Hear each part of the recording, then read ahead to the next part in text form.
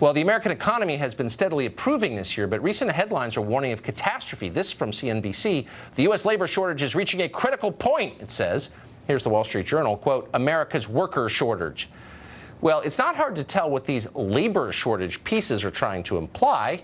An opinion piece in the Hill newspaper makes it obvious, quote, immigration is the best solution for a shortage of workers in America.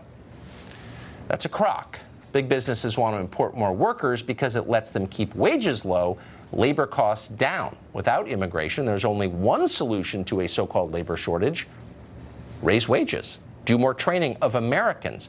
Take a chance on marginal workers, disabled workers, those with a criminal record, the exact ones the left is always telling you they care about.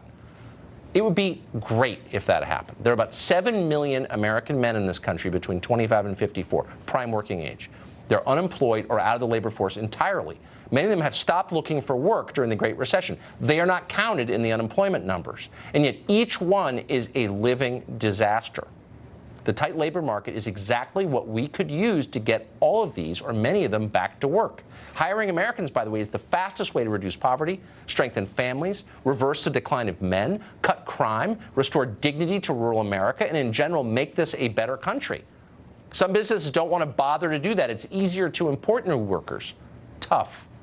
Stephen Camarota is Director of Research at the Center for Immigration Studies, and he joins us tonight. How offensive is it to you as an American to read with 7 million prime-age men out of the workforce that we have a labor shortage, and so we need to import more low-wage labor? Right. Now, that's just the high school dropouts. If we look at people without a high school education, there are about 40 million people in the United States between 18 and 65 who have no education, don't have a college education, who are currently out of the workforce. They don't show up in statistics. And that's several million more than it was at the peak of the last economic expansion. There's just no evidence of a labor shortage in America. So it's just the opposite, actually. There's a huge pool of people who are languishing without meaningful work.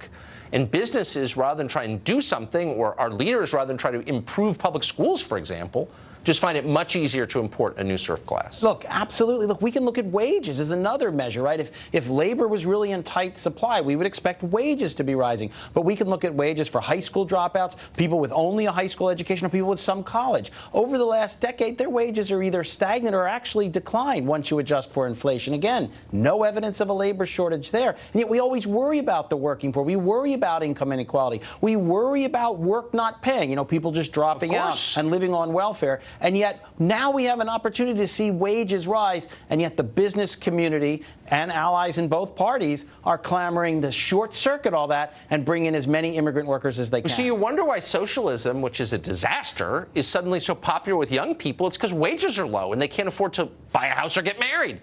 You would think the left would notice this. They were always historically on the side of workers and higher wages. They don't care.